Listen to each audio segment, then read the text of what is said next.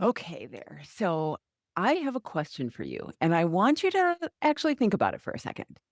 Now, is there something that you have put off for way longer than you needed to? And not because you couldn't do it, but because you kept thinking that you would get around to it, or you weren't sure if it was worth it, or some part of you just kept deciding that today wasn't the day. Maybe it was a kitchen remodel you priced out 4 times before you finally committed. Or maybe it was leaving a job that you knew wasn't right for you. Maybe it's something completely mundane, like signing up for yoga class. I had 2 whiteboards sitting on the floor of my home office. You can't see it, it's behind the monitor, but they were there for 3.5 years. 3.5 years, and I finally hung them up last week, and they are genuinely the best thing in my office right now. I am so excited about them. I use them all the time. And when I stepped back and looked at them, my first thought was, "Why did I wait so long? What was I even doing?" And it's something that we all do. We put things off. We keep trying to manage without the thing that would actually help, thinking, I don't have time for that. And we do it for reasons that feel completely reasonable from our thought process, right? And so today, I want to talk about where we do this in our health. Specifically, why so many women keep trying to figure it out alone when that actually costs over time, and what tends to happen the moment that they finally stop. So, this one is definitely worth your time. Stay with me. Welcome to the Total Health and Midlife Podcast, the podcast for women over 40 who want peace with food, ease in their habits, and a body that they don't have to fight with. Hey everyone, welcome back to the Total Health and Midlife Podcast. I am your host, Elizabeth Sherman, and I am so super glad that you are here with me today. I know I say that every time, but I really, really mean it. I want to start out today's episode by telling you a story about me, myself. And if you've been listening for a while, you may have heard this story before because I've told it. And the reason is because I think it's really important. So bear with me because I am telling it again for a reason. And I promise it goes somewhere a little bit new today. So picture this. It's the middle of the afternoon. I am standing in my dining room, staring out through my plantation shutters at the street outside of my house. And I've been standing there staring at the empty chocolate wrappers on the counter, trying to figure out, wow, did I get here again? Because this wasn't a one time off thing. This was happening almost every single day during the week. And here's the part that made it so confusing and honestly quite embarrassing. At the time, I was a certified nutritionist and a personal trainer. I spent my days helping other people eat well, move well, feel well. I knew exactly what I was supposed to be doing. I could have told you the calorie count of every single thing that I ate, everything that went through my mouth. I could have written a meal plan in my sleep. And I was still standing there in front of the evidence that something was not working. I was running an hour every single day. I was lifting weights. I was logging my food on the regular basis. I was spending money on supplements, hoping that one of them would be the thing that finally clicked for me. And my body, I felt like it was not reflecting the amount of effort that I was putting in. I was exhausted. I was frustrated. And I was starting to wonder if I was just broken in some way that all of my training couldn't explain. I also had a stress injury at the time, probably from overtraining, and I was terrified to stop moving. So I kept going. I was sore. I was tired. I was eating chocolate in the kitchen and telling myself that I just needed to get it together. I had a lot of information and I didn't have the results that I wanted. And so that's actually what today's episode is about. Not the chocolate, not the overtraining. What I want to talk about today is the thing that actually changed everything for me and why so many of us wait so long before we do it, why we keep trying to solve the problem alone, even when the problem clearly is not getting better, and why asking for help with our health feels somehow wrong for so many women. It's like something that we should be able to handle ourselves. So let me back up a little bit because there is a piece of context here that really matters. Before I became a life and health coach, I was working as a personal trainer and a nutritionist. That was my whole world for years. And I was really good at it. I could look at what someone was eating, look at how they were moving, and figure out pretty quickly what needed to change. And a lot of my clients got really great results. They would show up to their appointments, they would get stronger, their clothes would start fitting differently.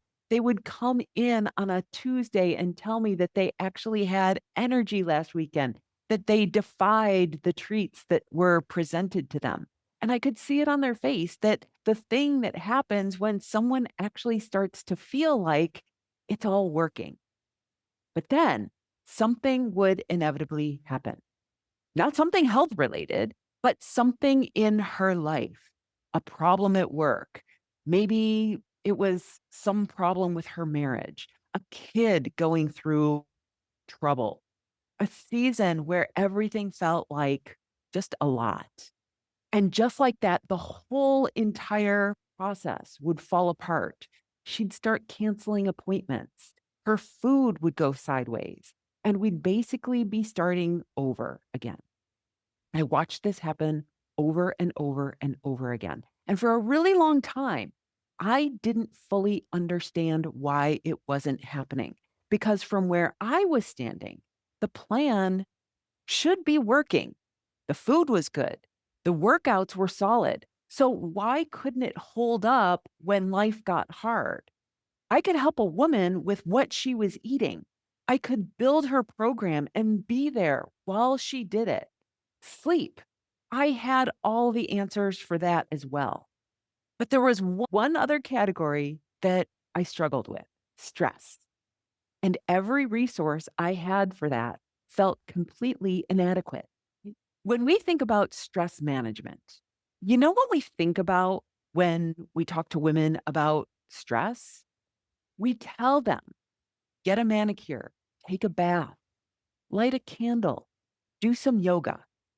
Now, I'm not saying that those things are bad. In fact, I think that they're all terrific, but they are not stress management.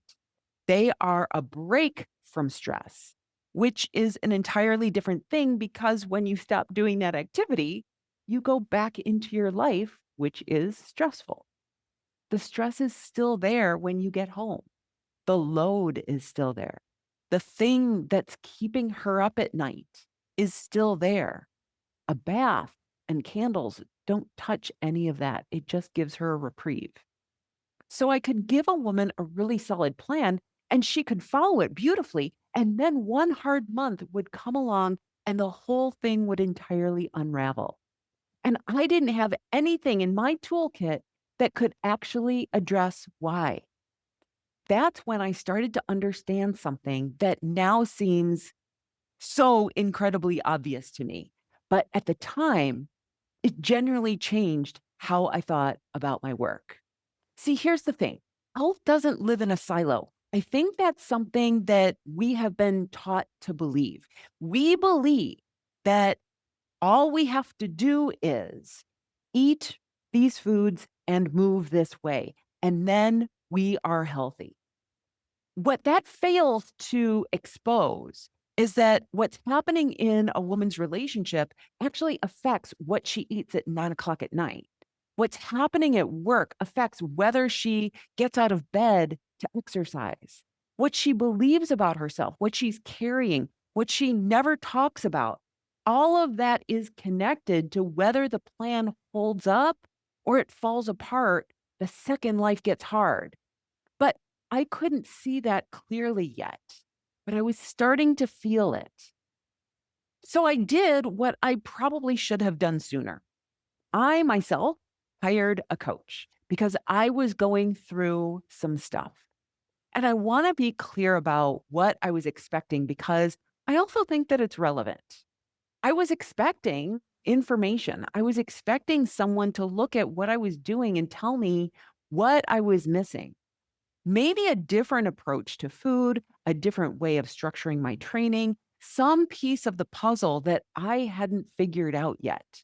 That is not what happened in these coaching sessions. What happened was that someone sat with me and helped me look at the picture, the entire picture of my life. Not just what I was eating or how I was moving, but what else was happening in my life? What I was carrying, what I believed about my body, about food, what I had to do to earn the right to look the way that I wanted to look. And for the first time, I started connecting the dots that I had never been able to connect before. The way that I was exercising wasn't just a fitness strategy. I was doing it out of fear. I was terrified of what would happen if I stopped. My food logging wasn't just tracking. I was trying to control my body, and it was exhausting. And it was making me obsessed with numbers in a way that had nothing to do with actually feeling good. The chocolate in the kitchen every afternoon wasn't a lack of information. It was my body sending me a signal that I didn't know how to read. My coach taught me how to use the hunger scale, how to check in with myself before a meal, during, and after, how to notice what my body was actually telling me instead of overriding it with whatever the plan said or what I was supposed to do. That sounds simple, and on paper, it is. But after years of following other people's rules about food, trusting my own body felt really super scary and foreign. It was uncomfortable. I had spent so long treating my body like a problem to manage that I didn't even know how to treat her like something that she was worth listening to. And so it took time and I made a lot of mistakes, but the things started to shift in ways that they had never shifted before.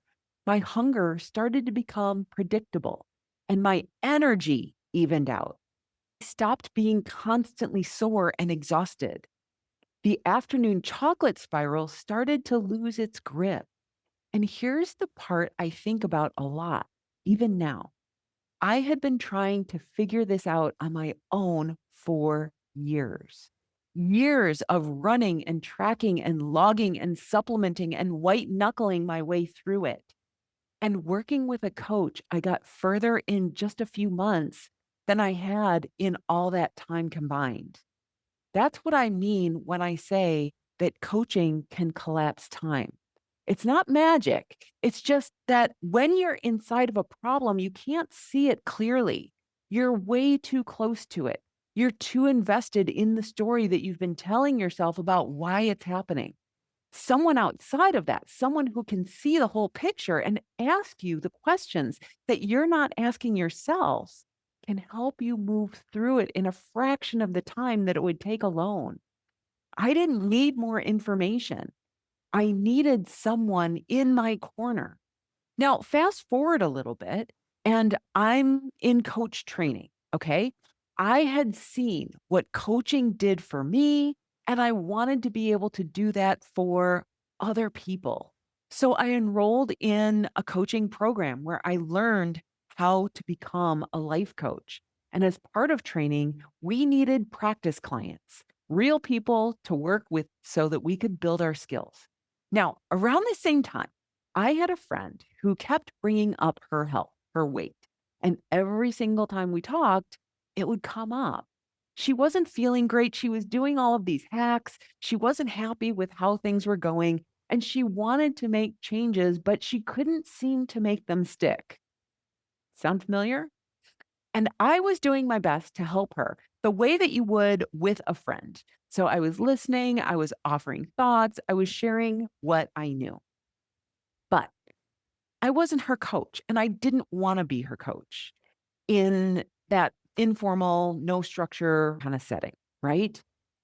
Because That's not actually helpful for either person. So, when my program put out the call for practice clients, I thought of her immediately. I offered her free coaching for another coach, not discounted, but free.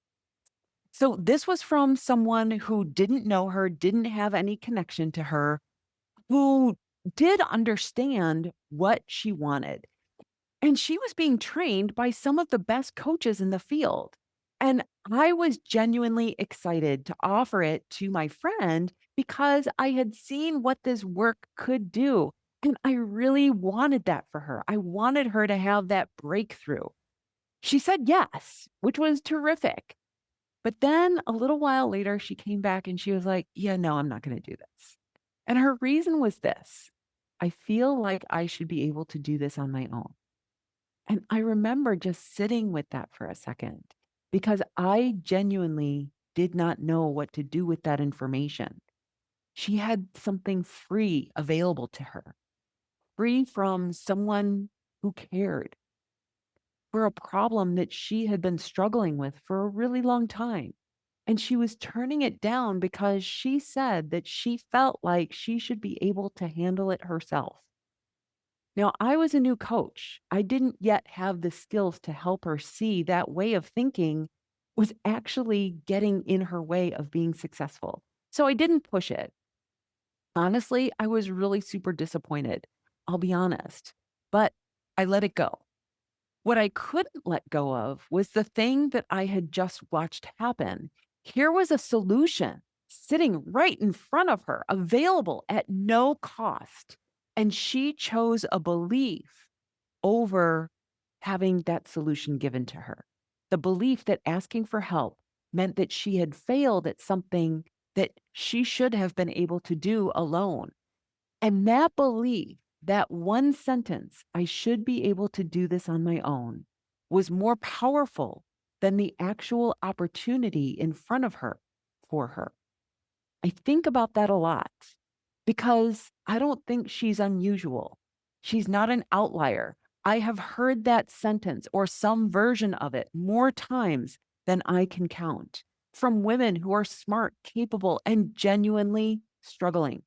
Women who have been trying to figure this out on their own for years and who will keep trying because somewhere along the way, they got the message that needing help is the same thing as failing, but it's not. And I understand why it feels that way. So, where does that belief come from? Because it doesn't come from nowhere. Nobody is born thinking that they have to handle everything alone, right? Those thoughts get installed. And for most of us, it got installed a long time ago. We are raised, most of us, to be the ones who give, the ones who take care of things, the ones who hold it together for everyone else. We are taught directly and indirectly that being strong means not needing help, that asking for support is a burden on other people, that a good woman, a capable woman, figures it out herself. And we absolutely absorb that completely, so completely that it stops feeling like a message that we received and starts feeling like just who we are. Think about how early this starts. You watch your mother do everything for everyone and never ask for anything in return. You get praised for being self sufficient, for not being difficult, for not needing too much, for being the cool girl. You learn that it's better to give than receive. And that lesson applies to everything, including health. By the time that you're an adult, the idea of asking someone to help you with something that you feel you should be able to manage yourself doesn't just feel uncomfortable. It feels like an admission of incapability, like you're announcing that you can't cut it. And so you keep trying on your own, year after year, with your health, with your finances, with your relationships, with the mental and emotional weight of just living in a world right now, which, if you've been paying attention lately, it is a lot. There is a lot happening right now.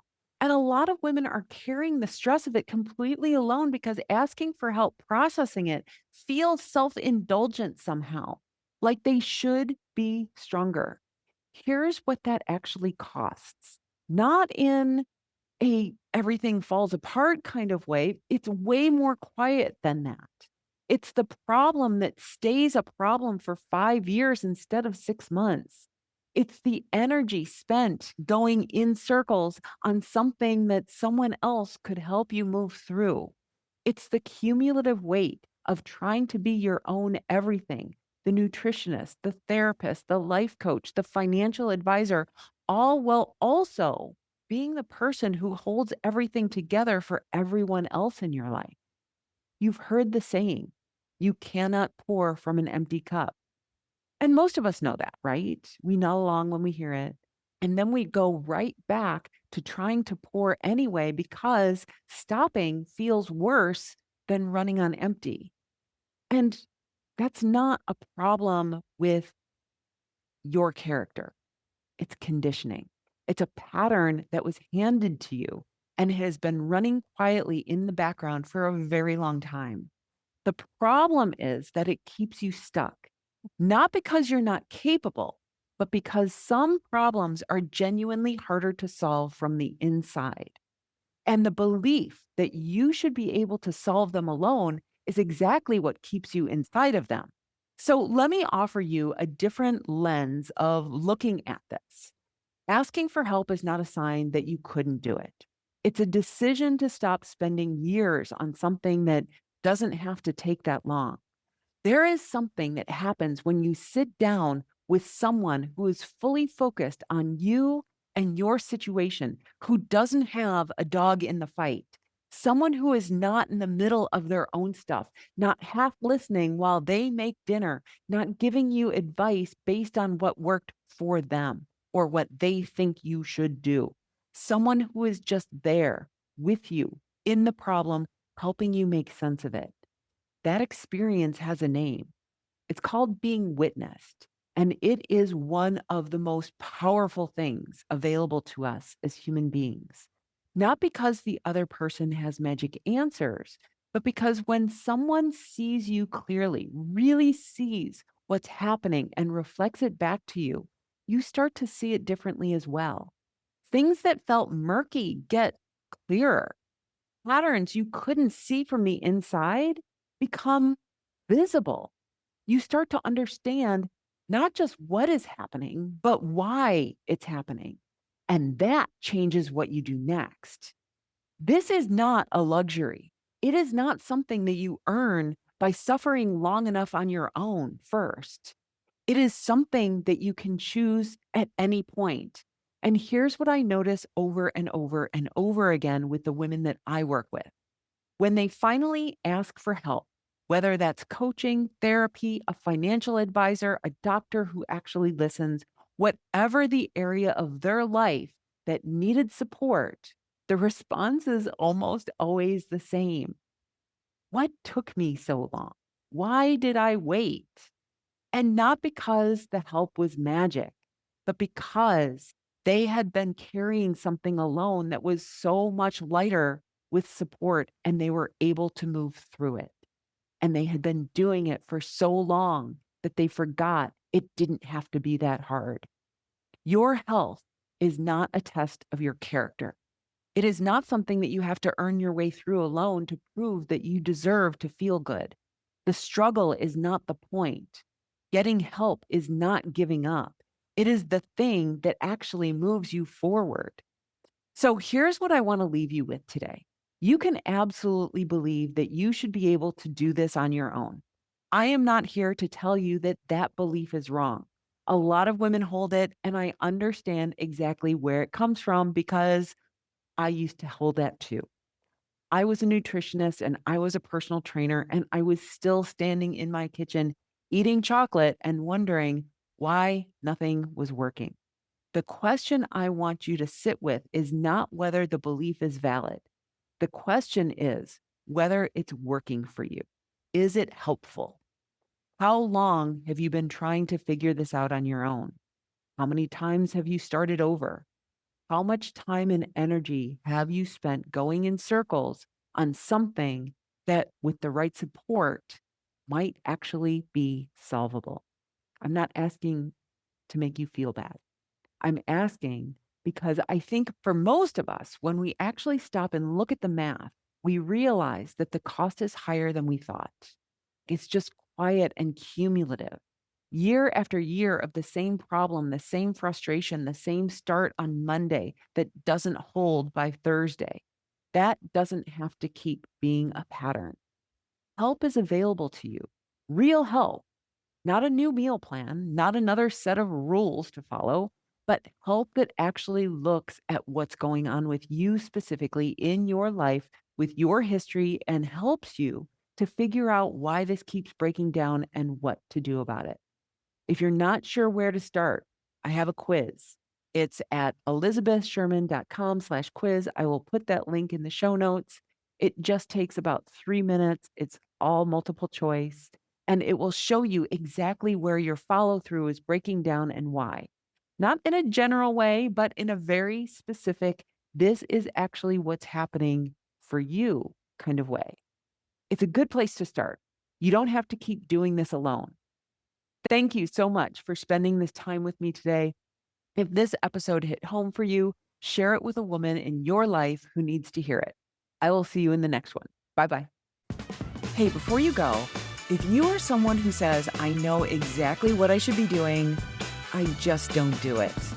Hey, if that's you, I made something for you. It's a free 3-minute quiz that gets underneath that exact problem. Not to give you more information, but to show you the specific reasons your follow through keeps breaking down. Because it's not the same for everyone. And once you can see your pattern clearly, everything else seems to change. Head to elizabethsherman.com/quiz. It's free, it's fast, and it's honest.